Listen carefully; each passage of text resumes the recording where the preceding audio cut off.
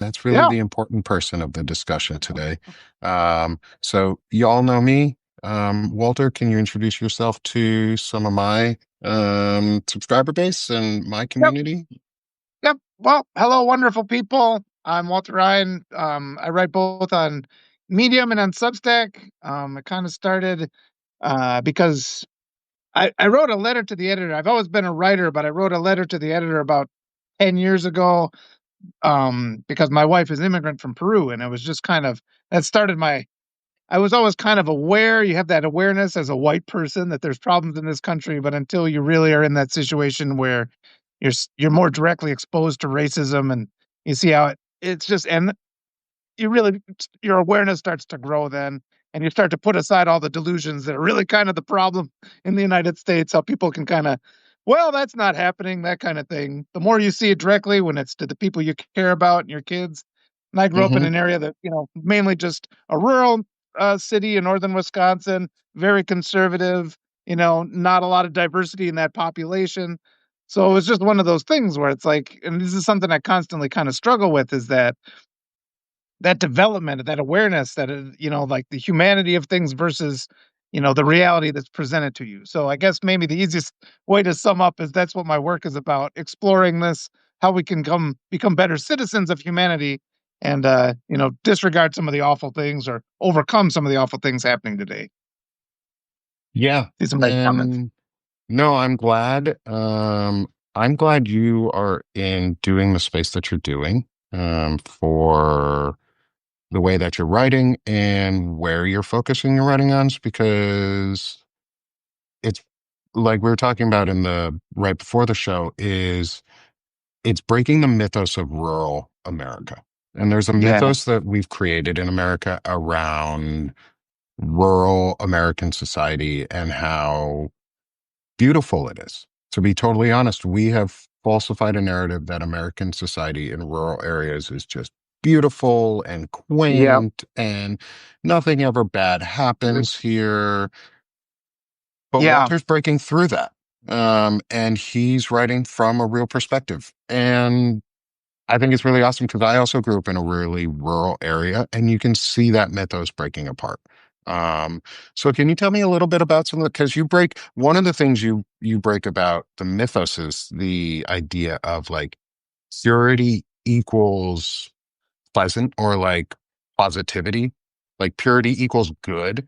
Yeah. Because there's a lot of like a purity based culture in rural America. Can you talk about that a little bit? Oh gosh, yeah. What a great question. And it's just that it ties into so many things, and like just the myth of American exceptionalism, which I keep coming back to that, where that's essentially problematic because we use the word exceptional and everybody's like, oh, the United States, yeah, we're exceptional. We're conditioned to think that. But a synonym of exceptional is superior, right? And when you Yes. start talking about American superiority, it's like, no, it should the hairs on the back of your neck should start to raise up. It's like that is a problem. So it's a little bit scary how easily we say, oh, exceptional, not realizing that we're buying into that propaganda of superiority, which really just is the slippery slope right into authoritarianism. And Yeah. and it's really problematic in the United States because there's all these narratives that nobody pushes back against.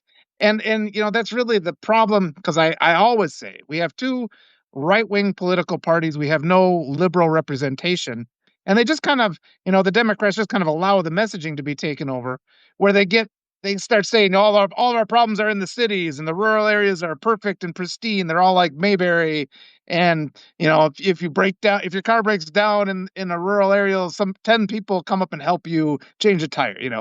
But the Hmm. reality is those are places where really people are really struggling. And we overlook things like farm labor. I mean, children working on farms, that is child labor. And it is going on right now. And I knew kids that they'd come to school exhausted because they already did like 4 or 5 hours of work in the morning. Hard work that a man should do. Little kids are doing it. They're operating machinery they shouldn't be operating. They're getting caught in power takeoffs. They're getting ripped up. And all this is just kind of sitting there. And we've got that myth that our rural areas are perfect, pristine, wonderful places. But the kids who live in those places, they see that that's not the case. And then they start feeling there's something wrong with them because their experience is not what this mythology of the United States is. And I think that helps explain a lot of the just the rage you're seeing in the United States, the willingness to vote for people that are, working to tear our country down, working to punish certain groups. There's all this anger, it's all misplaced. And a lot of it is just because we're not just pointing out, the real problems that exist in our country. It's not like you hate the country. You say, we need to correct this problem, do better for our populations. I think, yeah. So it all ties into a lot of different things going on in the world today. Yeah, it does. And that mythos, though, where we started from was mythos of purity leads us to what we're at now. And you made a really interesting point in the middle. And I'm hoping I don't misremember. I have fibro, so everything just goes out the window sometimes, No, I know and the then it feeling. all Yeah. comes back. But you were talking about one of the things I picked up early was that idea of like the broken tire or the pop tire, and people coming to help you. Yeah. Yeah. Can you talk about that a little more? Because I grew up with that same idea too, where people are willing to just come help you, come get Yeah. you, come pick you up. And yeah, there's a couple people out there who do. But Yeah. if you notice, the same people that do that are the ones who moved out of that town at Yeah. some Yeah. point. So can you talk a little bit about that? Because like Absolutely. we're truly the mythos, I think anyways, is on our side is we're the mythos of America. We represent that culture of fix your tire, help somebody out, because we're not going to take advantage of Yeah. you after we do the fact. Yeah. Um, do you think it's a little bit of that selfish exceptionalism? That's what it was coming back to was the American exceptionalism idea. Do you think it's all wrapped into that? And that's obviously where we got Yeah. MAGA, but do you think it's wrapped into that? Um, and what are your thoughts on exceptionalism a little bit more? Yeah. Well, I think a lot of it comes into this patriarchal mindset. And what I found, I wrote an article about this recently, where when you're growing up, it's sort of like, again, when you're the farm kid, you have to work all these hours. But no matter how much you work, your work is never good enough. You're never working hard enough. Meanwhile, you're seeing your dad just kind of sit on his fat butt telling you to do work, right? And it's like and we're never supposed to question it. And it's a lot of what we see in politics today. Once the guy is the authoritarian father figure, if he seems like he does something wrong, we're supposed to just deny that because and we're force fed this idea that he's going to help you when times really get hard. But the other side of that is you have to keep making sacrifices every single day to help him because when the time comes for him to help you, then he'll be there. It's just this really bizarre thing. And so what I've discovered in my own life is you're working hard, it's never good enough. You're working hard, it's never good enough. You're making sacrifice, you're kind of waiting that, and you're happily doing it because you're like, well, down the road, this person will help me. But then down the road comes, you They get in don't. a position where you need help, and they're just, hey, you made bad decisions. They turn to you after after you had a lifetime of making sacrifices to help them, get them out of every jam. They turn around and blame you when something bad happens to you. And I think this is just the essence of what we're seeing in the United States. I mean, that authority, that patriarchal figure, that strong male leader BS, who they are exceptions to every rule that they think is important, but because they're in that position, that we're just never allowed to question it or even note it. So I think, and you mentioned exceptionalism again, I think that's part of it. Being exceptional is recognizing when you make a mistake and taking accountability for it, in real life. We don't have that. We have a nation that disregards all the crimes that we've committed. We're not even allowed to talk about it. We won't certainly offer any reparations for any of those crimes. We have a president who repeatedly makes mistakes. He gets caught. He'll say 7 lies in a conversation. He won't ever be held accountable for that because he's in that position of unquestionable authority. And this is So where the let's go. problem is. So Yeah. cutting you off real quick, going into that of the unquestioned authority thing, because you've brought that up a couple times, but in a couple different examples too. And I think the biggest one we really need to talk about is the exceptional mythos of the father figure who doesn't do shit. Like that's not a dad. That's an asshole. Yeah. That's Yeah. just a Yeah. dude who wants control. So like what you were just saying there about it is dad sits on his ass and makes kids go to work and do shit all the time. Yeah. There's an important lesson in teaching chores and responsibility.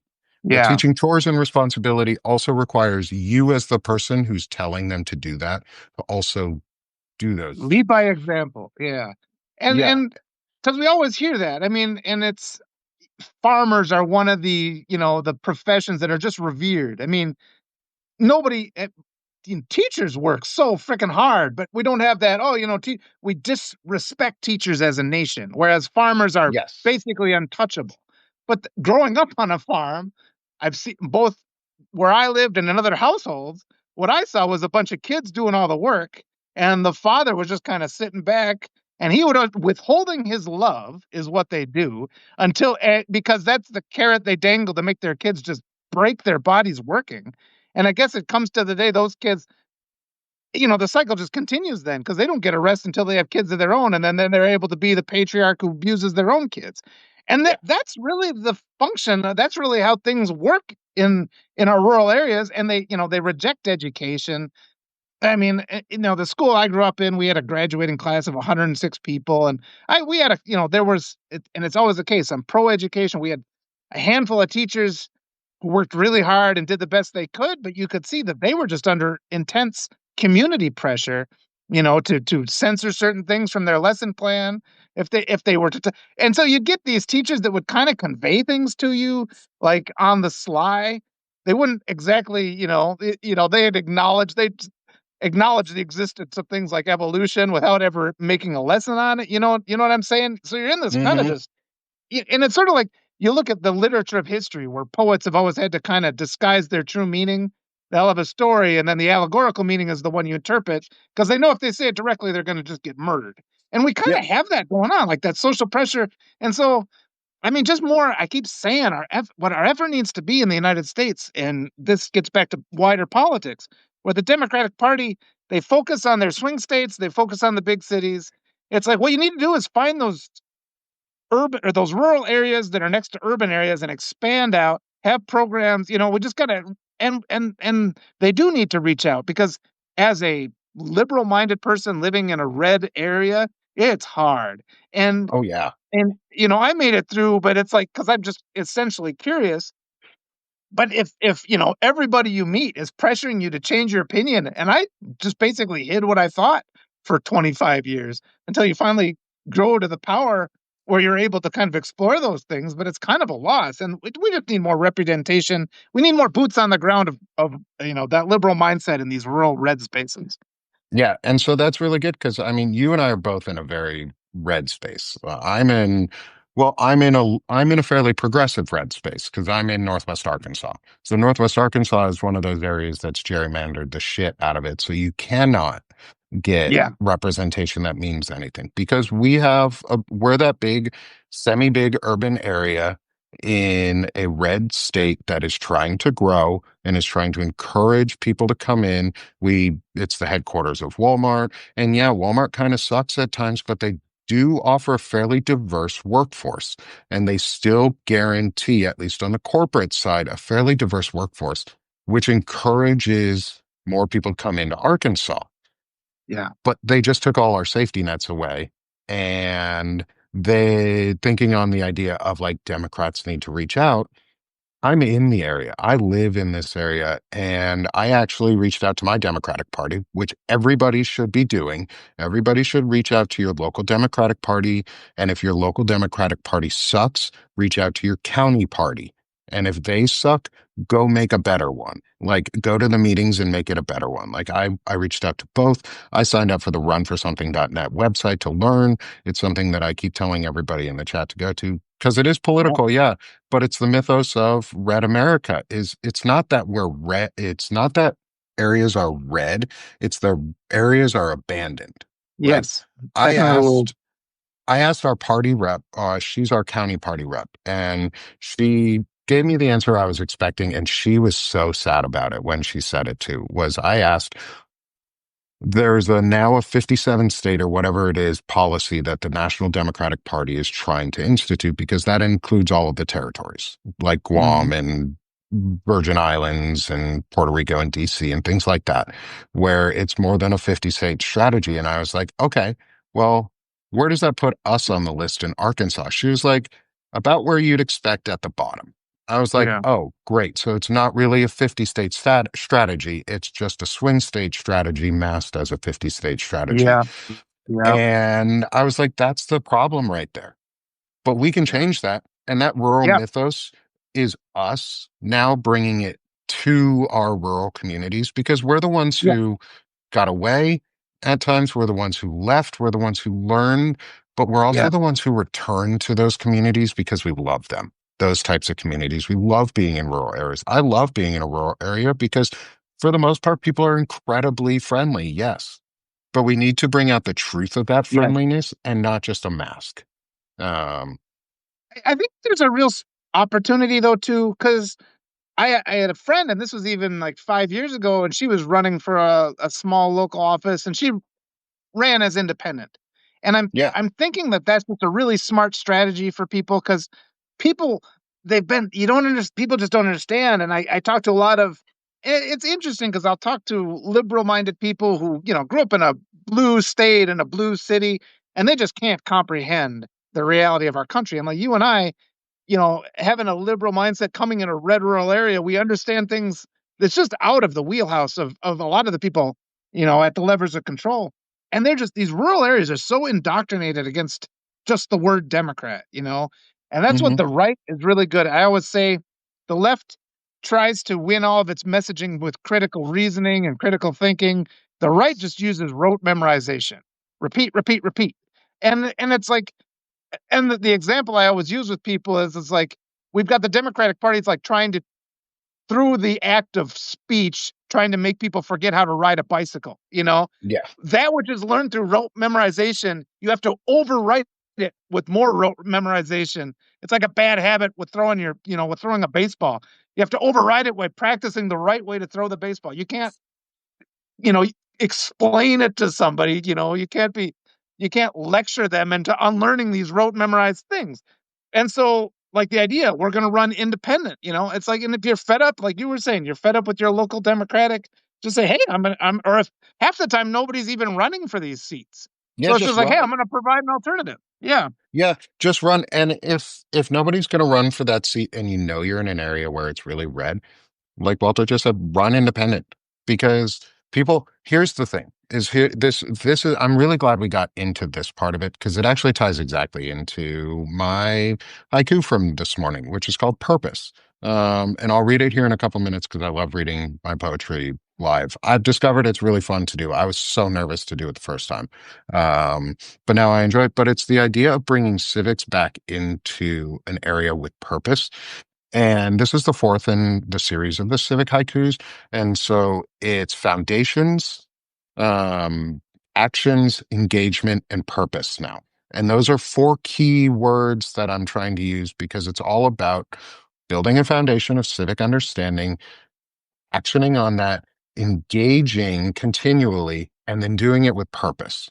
And that's really what the Democrats aren't doing, but we can do as Americans. And then you can brand yourself as a Democrat later or as an Yeah. independent later. You don't have to come to an area and go, hey, I'm Democrat Nick Perro coming in and I want to Yeah. start a food bank for y'all because poor Republicans need Yeah. Democrats to come save them.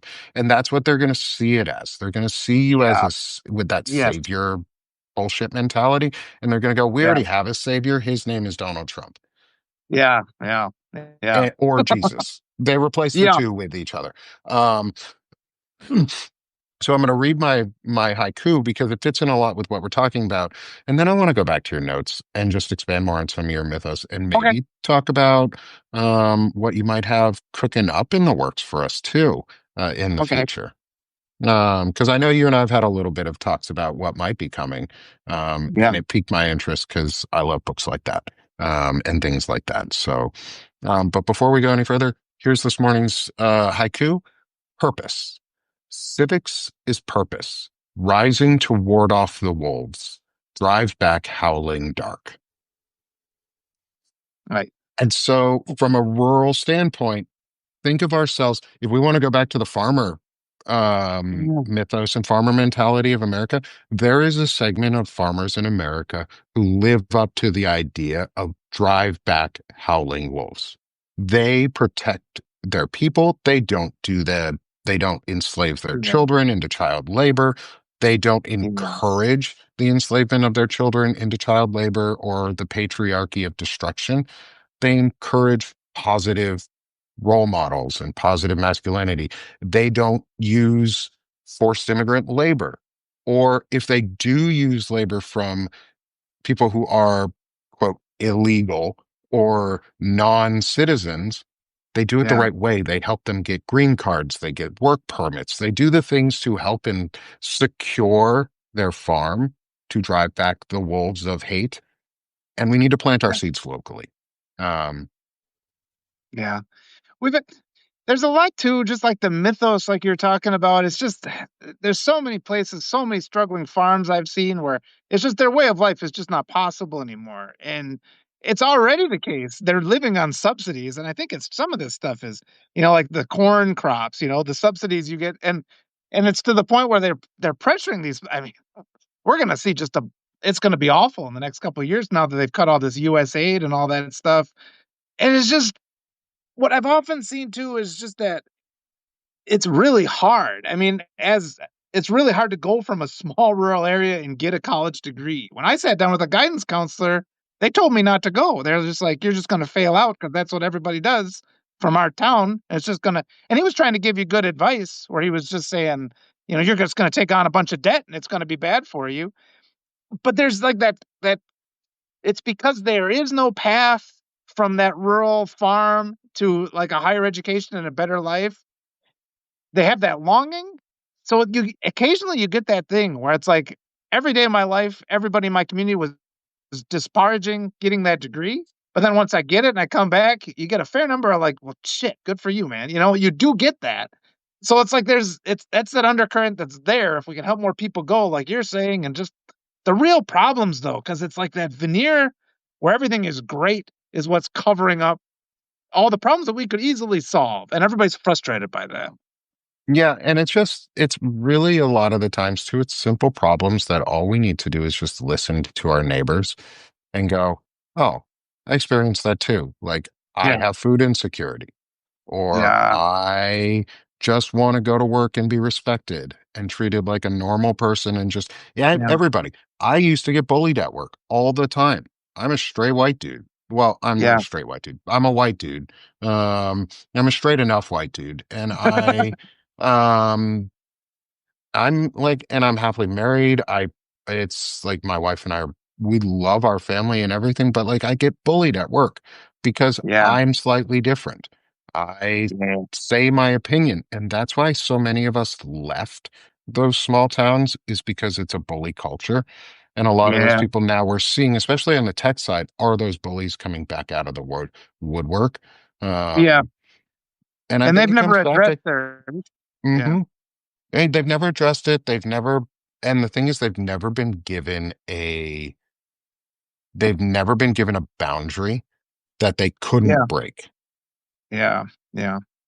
Yeah. That ties into a lot. Our dual tier justice system where it's almost like, yeah, there's some crimes that are totally acceptable for some groups of people, and then they try to entice people that aren't in those groups.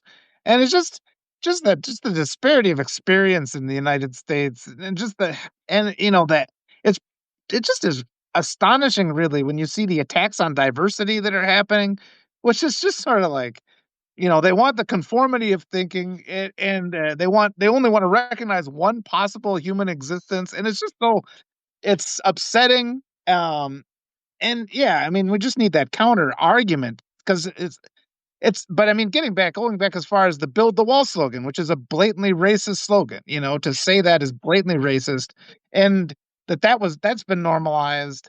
Nobody pushed back on it for being racist the first time it came out.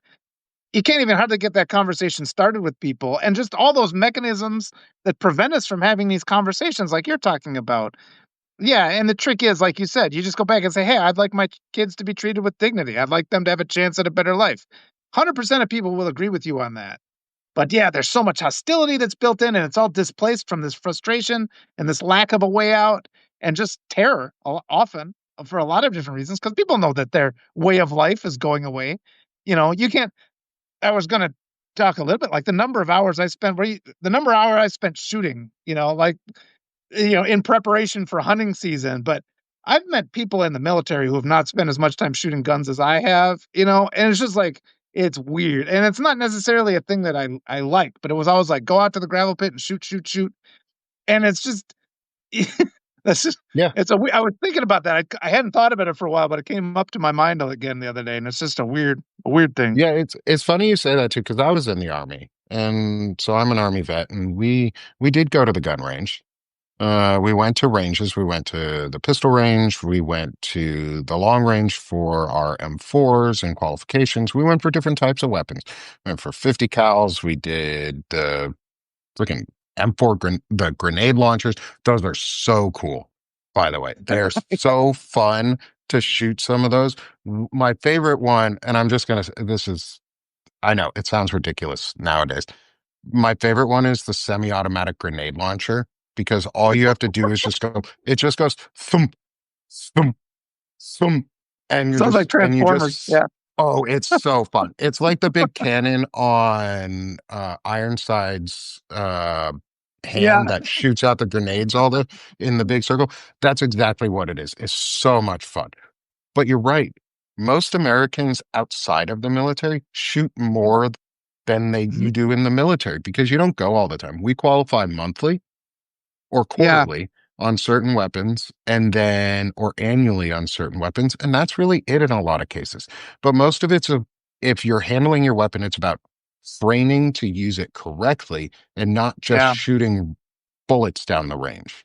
And I think yeah, that's what most Americans, at least on the gun ownership side, don't do really well, is they don't understand, like yeah, they always talk about, oh, we want to have military grade weapons and these sort of things. Okay, then have military yeah, grade training because you will soon find out that you are handling your weapon wrong, you're storing your weapon wrong, and you're teaching your children inappropriate habits that are leading to kids getting yeah. shot in school. And it's a weird thing, and it's another thing. Like, I've been in other countries, and it's like they have like this. Okay, so there's this little story. They had this like gun range thing. Said it was just all. It was like it wasn't quite an arcade thing, but there was like a rifle, and you had to shoot the targets. And I was in Australia, and they were trying to do it, and like none of them could hit any of the targets. They're trying their whole. I'm just sitting there watching this, and I'm just like, well, I can do it. And so I grabbed the gun. I was like, ping, ping, ping, ping, ping, shot all the things, and they looked at me like scared all of a sudden. And I'm just like, Hmm. then it occurs to me, it's like, yeah, I mean, from when I was 5, you're little, you're with, and this is a family thing. We would all go out and just shoot, shoot, shoot. I mean, you'd be this row of little kids. And so, yeah, there's a difference. I mean, if you're 18 and you're learning how to handle a gun, all that is important. So you don't, shoot yourself or somebody else accidentally. But then it's weird when it's like you're preparing little kids for the end of civilization type type thing. And that's kind of like I've had a couple moments like that where it's like the amount of that was just and it's the indoctrination thing again. Rote Hmm. memory and I could still pick up a gun and I had a friend who just had joined he'd been in the military, he just got a job as a federal officer and he's like, "Hey, come to the gun range with me." He was trying out this new gun and he was like he was shooting it so he's like, "Well, you try it." He's like, "You're always better than me at everything you do." So here, so I took it. And I was like, "Bing, bing, bing!" Shot the 5 targets, and it's just like, it's not a skill I want, but it's not a skill that goes away either. So yeah, I haven't No. held a gun in 15 years, but it's a little weird. Yeah. I mean, I think the American mythos has some, I was reading it on a comment from one of the posts I put out uh yesterday, and somebody commented back on it, and it was a really great comment about what was going on, and they ended it with a quote about how Jesus would respond. And I'm non-religious, but Yeah, but they were like, Jesus would respond to this in the way of, it's that quote he said to John, I think it was John or Peter, that was live by the sword, die by the sword.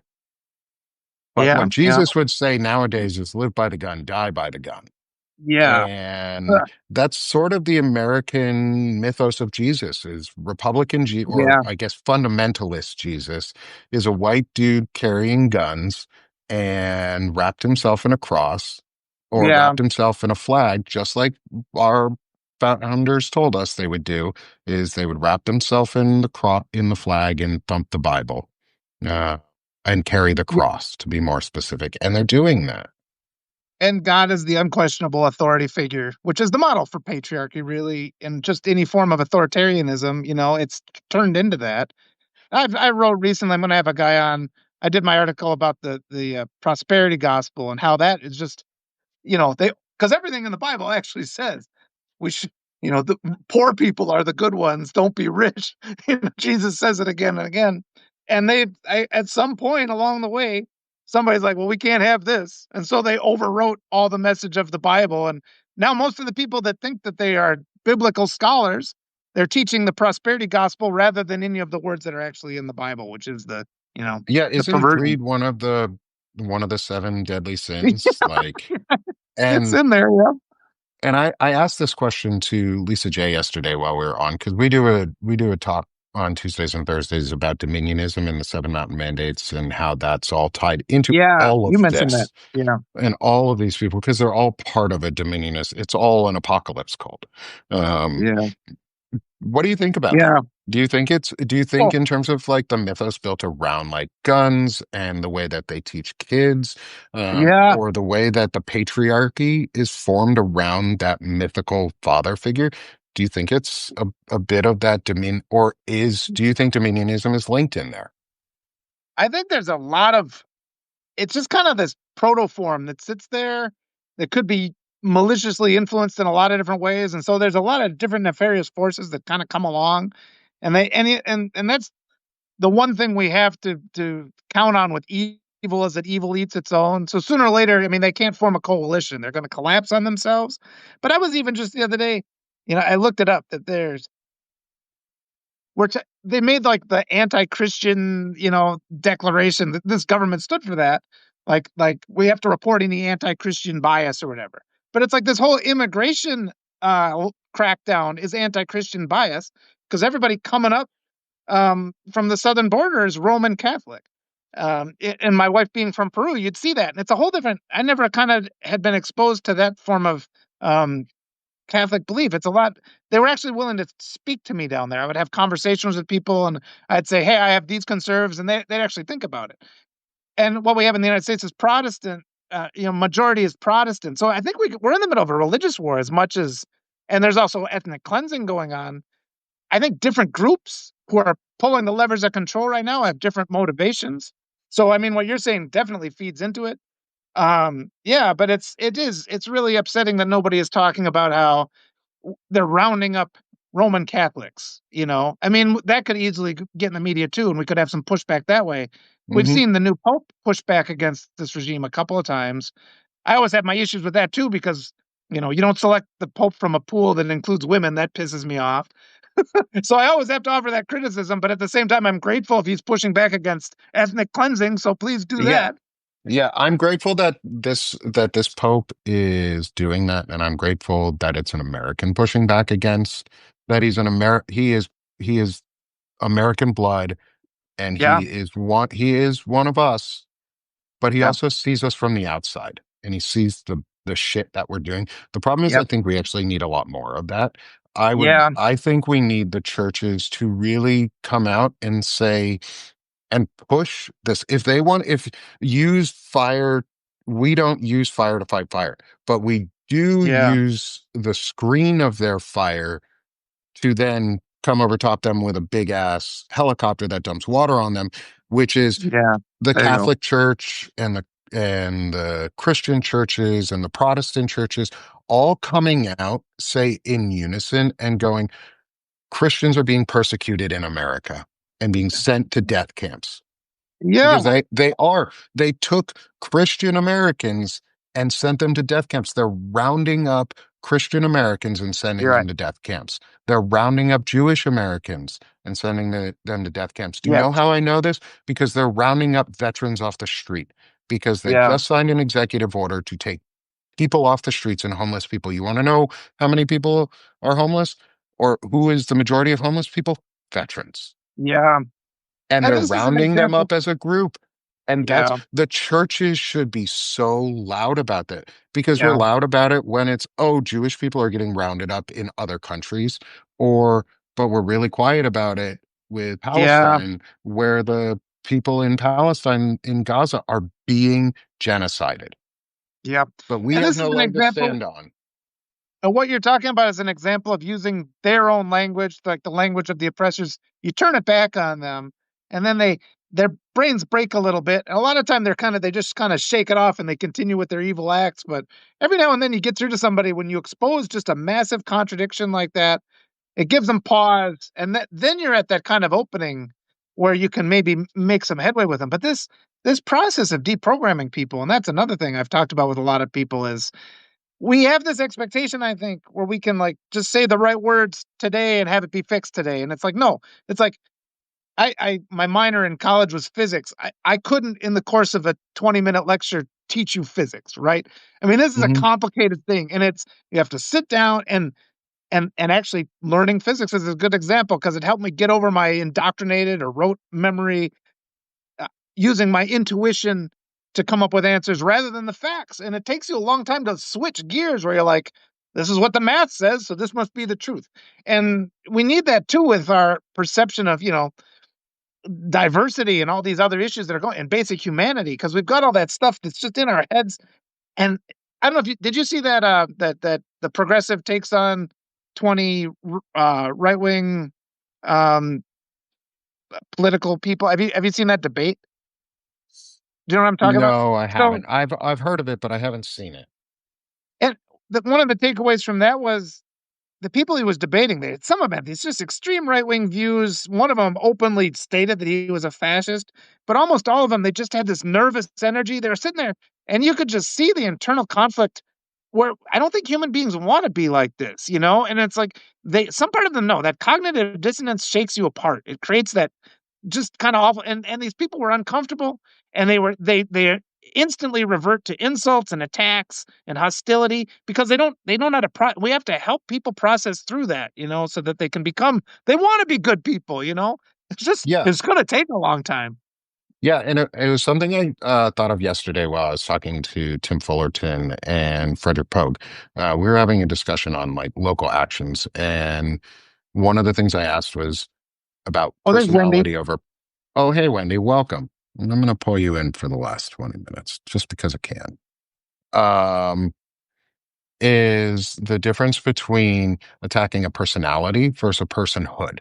And fascism and bigotry are personality choices. Misogyny and Yeah, patriarchy are personality choices. You are choosing to be an asshole to other people. yeah, I'm going to attack you for that. I'm going to tell you yeah, you're fucking wrong. And we need churches doing it, but we also need our local yeah, friends, just like you said, create that cognitive dissonance just a little bit. You don't attack someone's personality. You don't attack their personhood. You don't tell them yeah, they are bad. You don't tell them yeah, they're the bad person, but you sure as hell can tell somebody their idea is bad right back at them in the way that they yeah, use their words to hurt you, and they don't understand it. They kind of just break. Like you said, they break for a second, and then a couple people will question it. They'll go, "Oh, yeah. ooh, interesting. Maybe I should question more." Hey, Wendy. Good morning. Hi, Welcome. Wendy. You're late. Late for this important date. uh, Miss the Oh, rabbit. look, I have trauma. I have trauma. oh, okay, Oh, well, I hope you're okay. I hope you're okay. Yeah. Mhm. No, I mean, it's like DoorDash trauma.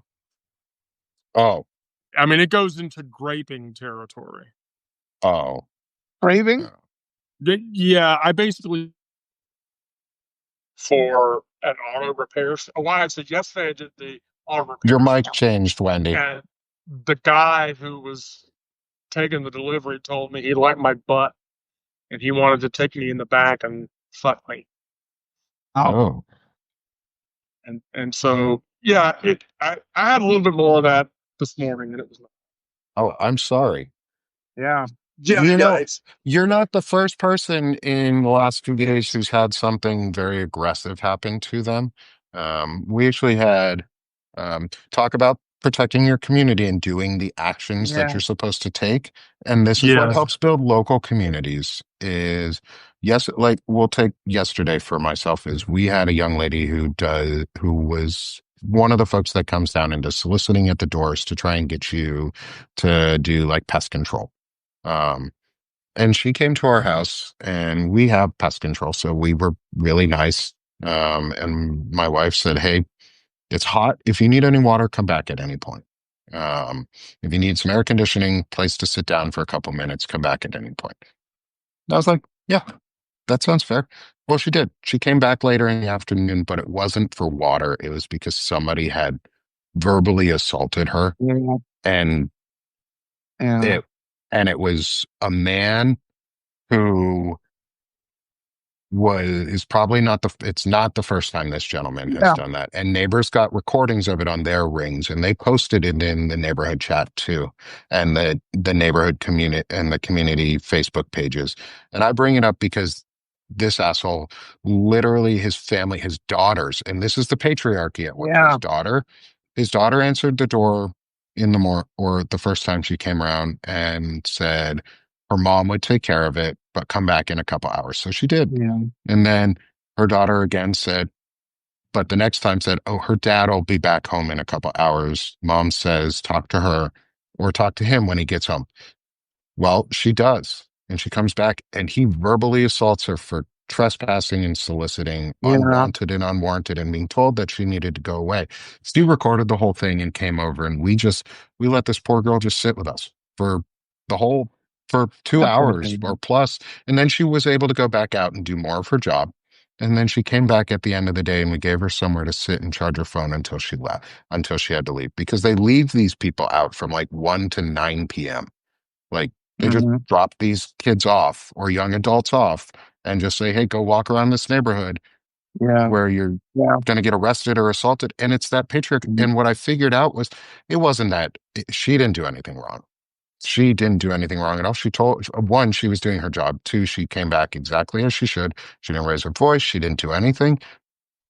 This dude is part of that patriarchy system and part of that white male dominance, because he Yeah. was not going to let his wife or his daughter, his wife, talk to her to make a financial decision. And that's what it came down to. And that's what they even said, was his wife was Yeah. not, basically not up to making the financial decision. We need to combat that. And that's the type of Yeah. hate that we're trying to break. Yeah, absolutely. And they've been so emboldened lately where that kind of talk, it's the world we live in now. And it's just so unfortunate. So I'm sorry, Wendy, that you had to deal with that today. And yeah, And that's, just like yeah, that I'm so return to sorry, basic Wendy. decency. Yeah. And that's all it really is we need to be more decent with each other. We need to remember that community is a communal thing, and democracy is a community sport. Like, if we want to go into like what people, I don't know, I haven't read all of your stuff, and I know you have, and I haven't Oh, seen a ton about sports in all your work. Um, but yeah. a metaphor for America is we're a sports team, and we have the shittiest players on the field right now, and we need to get them off. And to do that, we need to make ourselves, independent of a party, like we talked about earlier, the best players on the field, because that's what community is about. With sports too, it's funny because America is always so they always think the only way to do things is through competition. Capitalism, competition, you got to compete, you got to be the best. And I'm like, if you are on a sports team, you only win if you cooperate with the Hmm. fellow members of your team. And you'll say this to people sometimes, and that's another case where their mind will be blown. It's just like you are not going to win unless you cooperate with your teammates. 100% true. So cooperation needs to be kind of part of the conversation, elevated just as much as they live together. And that's the other thing. Both of them, they work together in harmony. And that's true of critical thinking and rote memorization too. Those things work together. There's things you do have to memorize before you can even begin to use critical reasoning. So we've got this binary thinking where it always has to be one or the other. And it's like we need to embrace that idea of that a lot of these things kind of come together to form a new whole. Got to go watch The Dark Crystal again, where where the figures at the end are both evil and good, and they live together in harmony. It's like kind of an important lesson for people to learn. Yeah, like, harmony is important. Wendy, do you want to jump in at all? Or do you just want to hang out and No, just chill with us? You're And welcome. I you're just, welcome too. what was the question? I was replying to something in your chat. Oh There no, that's was no okay. real question. Um, it was more around like the breaking down the patriarchy in terms of breaking down the man, coming Yeah. at the man, but doing it in a way that it's like meaningful. It's meaningful change. It's not breaking down the patriarchy to replace it with nothing, because that's what we have to. That's what they're doing. That's what the fundamentalists are doing. They're breaking down systems to not replace them with anything functional. We have to be the alternative that has ideas that are good, but are understandable. So, Wendy, I'm going to ask you this question because it's an acronym that I've been floating around and it's been getting some good feedback on. Um, but it's RISE, because it's an action. We can rise as Americans to make America better. So RISE is restoring integrity, service, and ethics in Well, politics and the American moral society. And so we rise together by building our communities stronger. We rise together by remembering it's not red versus blue, it's red, white, and blue. Because if you look at the breakdowns of our states, the state who had the largest amount of MAGA voters was California. mm, mm. We have to remember that. Like, it's not everywhere. 40% of Arkansas voted, Yeah, or 40% of the voters in Arkansas yeah, voted blue. yeah, So it's not a we're not voting thing. It's not a we're not coming out and we're voting against our own interests. Like, I don't want to ever hear that again. I don't vote against my own yeah. interests. I don't have anybody to fucking vote for. So how can I vote against my own interests? So give people to somebody to vote for. And I then, well, and then too. Well, go ahead, Wendy. I know. I just, the question being, how do we eliminate the patriarchy? There are cultural and social shifts that happen that cause that, but the beyond political engagement, economic leverage. Remember, we're Yeah, in the situation with Trump because of economics, because those people, the MAGA people, thought that our economy was going to tank. And they all lobbied behind shithead because they thought he could save the economy. Um, and so, you know, there's a thing in community building and institutional change, but then too, political engagements is just not enough. There has to be local, parochial changes yeah, that happen. And that's how you defeat the patriarchy. But remember too, the yeah, patriarchy is like 2,000 fucking years old. yeah, Yeah. Well, it's older than that, depending. Depending on how you yeah, want to think about it. yeah. Okay, Walter, I want to shift topics a little bit. I'll do a bad Okay, segue. But I wanted okay. to shift topics a little bit, um, to what you might be working on, and what's going to be coming out from you, here in the future. Yeah, there's a lot on the ready. I was just checking. I think I've got 99 scheduled articles, so I don't even remember. And yours, it's Holy like crap. I don't. Well, whenever I get anxious, when I get anxious, I start to write, and it's just like I don't expect anybody to, I don't expect anybody to read everything I write because it's just so much. But a lot of it is just like combating these various narratives, and it's just like something will be just casually stated in the media, and I'm just like, well, there has to be a counter argument to that, and it's like I'll put it out there. I'll quickly do it, zip, and write it and get it out there. I want to write something though about like just the veneer, how it's cracking. I think it's just becoming more and more obvious in the United States that there's this appearance of prosperity, but more and more you're seeing how thin that surface is, and it's getting to the part where people can't. It's just untouchable for the majority of Americans to reach any kind of financial security, have any stability, or even be treated with basic human dignity. And you would think we'd get to that moment where it would happen to enough people where we'd be able to bring about change to our country. But I mean, getting back to that voting issue, I always say it's like we gave the Democrats, control of Congress and the presidency in 2020, and it's just our current group of and they're just not acting. They're not doing what they should be doing. They had the power to prevent what we're going through right now.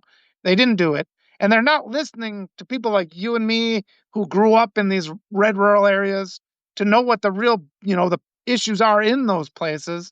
I get too many people that they get their Ivy League degree and they just are dismissive of guys like us, and it's just sort of like we do know a few things because we've lived through this, and we need to. And but then you get so much of that pressure for us to like you have to go along with what they're saying rather than, make constructive criticism. So that's an issue too. So all these things, I guess the work that's upcoming, to get back to your question, is some sort of a new variation of that kind of run of topics. Yeah. Uh, So There. I guess in all of that, what do you think is the most impactful thing that, as someone who lives in a rural red area, who experiences it, who grew up in one, what do you think is the most impactful thing we could be doing then? Gosh, I think, well, my biggest thing, I think the thing that would change everything is just an emphasis on education in the United States. The two is that healthcare and education would be one, but it's just the disrespect we're seeing for teachers. I guess maybe it'd be nice. I think it's really important to have educated, especially if you have daughters, make sure they get as much education as possible. They get into positions of power and influence. I think that's a big way to change things. But yeah, just normalizing. I think if we just have our conversations where we normalize being respectful of teachers, being respectful of, instead of like the little narrow window of the things that we're allowed to respect in the United States, you can respect the father, the military, and farmers, and nothing else deserves any kind of respect, right? And it's just like, how Well, about if we just expand that and thank everybody for their service? Because aren't we all doing a critical job? Without us, without everybody, maybe the whole system fails. Getting back to the sports team analogy, if the guy who's the long snapper doesn't give it to the field goal kicker, he's not going to be able to win the game. So that long snapper is pretty damn important, isn't he? He is as important as the quarterback. And it's just sort of like, I think we can have those conversations with people. We've just kind of conditioned ourselves, and we have to overcome our own conditioning not to have those conversations. But it's like you said, just polite conversations with the people in our sphere. If everybody does that, we encourage that kind of humanity and diversity and just mutual respect. It's going to be a long time. That's the other thing. Don't think it's going to happen tomorrow. This is the fight till the end of our lives. Just accept that. And the fight never ends because we're not going to the other side. But it's going to take a long time. Don't feel like you're failing if you don't see results today. Sometimes you'll talk to people and they'll go home and think about it. You'll feel like in that moment, if you're pushing to try and get a conversion in that moment, that's a losing game. You're going to go nuts. Just say the things you have to say respectfully, plant the seed, and a lot of those seeds, they do sprout. Yeah. And like you said, it takes time. It's a generational change. It's generational work that we're doing. Like, we're doing work that we may not feel the results of. It's what government is best at doing. It's called base research. It's doing the basic things that businesses can't do. So government is civics and action Yeah. and returning to, and I'd love to hear. I know we only got a couple. I got an engagement at the top of just after the top of the hour, so I can't keep us all too long. Um, Okay. but you brought up a really cool point on the idea of engagement, and I like the idea of engagement. What do you think of modernizing the language of our founding documents and our founding principles to fit the times? What do you think of that as a way to build and grow civic engagement long term? Because our stuff's pretty outdated. Oh, you're talking about like just Like almost muskets like in the a Constitution? second Bill of Rights, but like the Bill of Rights modernized. The language of Oh, the rights reestablished in a modern way, where you things like know, bodily autonomy and sovereignty, or data Bill of Rights, or things like that. Wendy, you have a I should jump on point in. out that if you read the Federalist Papers, and anybody who wants to understand the Constitution should do this, that Hamilton believed the Bill of Rights was completely unnecessary. And if he had gotten his way, we would not have any of this yeah. 2A, 1A bullshit. There is theoretically a mechanism for that, and it's supposed to be the Supreme Court. They're supposed to be the ones that, over time, through their decisions, that's the unenumerated rights. The Bill of Rights gives us the right unenumerated rights that aren't specifically listed in the Bill of Rights, and that comes out. And a lot of people don't even know what those are. So, and it's like you got the patriots on the they call themselves the patriots on the right who are cheering The when our Patriots. unenumerated rights are being taken away. The what? The fake Patriots. Yeah, the Yeah, Patriots. and and they're stripping us of all these rights that have come through these Supreme Court decisions. Somebody knew. I mean, you got this ongoing uh, strategy to corrupt the Supreme Court, which has been very effective. Because this, what was the thing I saw the other day said of the cases against this administration, 94% of the decisions of lower courts have gone against this administration. But when it comes to the Supreme Court, 94% go for this administration. So we got a real problem there. I mean, the mechanism is in the Constitution to update our rights because they can't anticipate things, and they knew there's nothing in the Constitution about data privacy because there was no Hmm. such thing as that. But yeah, we're at a state where all that's terribly eroded. There has to be major reform, you know. But I mean, if we could just get to the bottom of the corruption that exists, it seems like the level of corruption is so high. We'll see. I mean, that's just the ongoing anxiety of our time. Yeah. Yeah, exactly. Um, but I think we have to have something. I think we have to have something that brings, Yeah, because if the Supreme Court isn't going to do it, and if the yeah, president isn't going to do it, and if Congress isn't going to do it, the highest ranking individuals in our country are citizens. Citizens need to step up and do the base duty that you're supposed to be, which is vote. Like that's the basics. That's like yeah, step one yeah, is vote to be a citizen. That's literally the only thing we were asked to do by the founders is to vote. I think we need to make that I think we need to make it more. I think part of being a citizen needs to be yeah, remembering what you have to do for your own democracy, because we're really comfortable yeah. that we have one, but You're nobody knows right. what it means. I think overcoming that idea that we shouldn't talk about religion or politics, that long-standing statement, throw that out the window, because religion and politics is coming into your house and arresting you and sending you to a concentration camp right now. So I think we do need to talk about those things. And we just have to kind of push through that kind of we can't be permit people to live in delusion, they're pretending they're live in denial about what's going on right now. When I say to people, it's like we have to stop the hate crimes against immigrants, and people don't even know what you're talking about. And it's just like it's been hate crime against immigrants, and it goes along with the hate crimes against the black community and the LGBTQ plus community. These hate crimes are ongoing. And getting back to what we started at the beginning, it's like a nation is not an exceptional nation if it permits its citizens to be rounded up and murdered, which is what's happening. Exactly. Exactly. And I'm glad you brought it back to the exceptionalism piece too, right there, because I think they've warped exceptionalism into what you've talked about is power and control.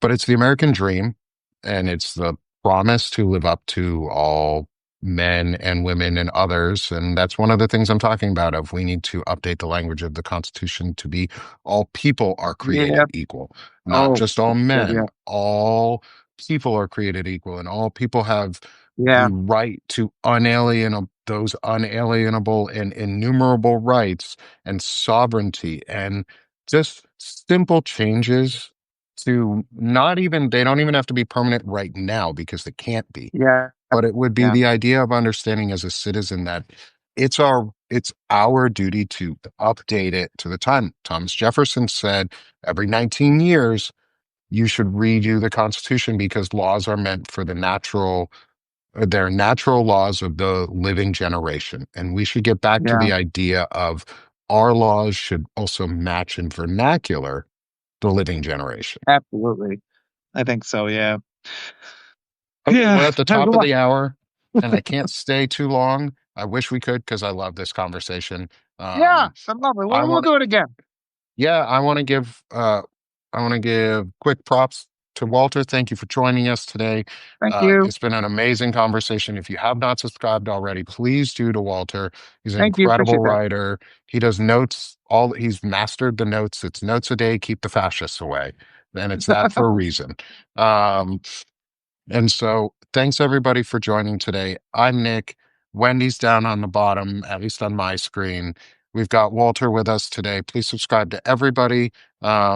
And like I say at the end of all the shows now, is let's stop being sick of this shit and let's start doing this shit. Have a good one, Absolutely. everyone. Right. Thanks. See you, Wendy. Nice to see you. Always a pleasure, Walter. Thank you. Same for you, Nate. Thanks, Wendy. You too. Thanks, Walter. Have a great one, all. Thank you. Thank you.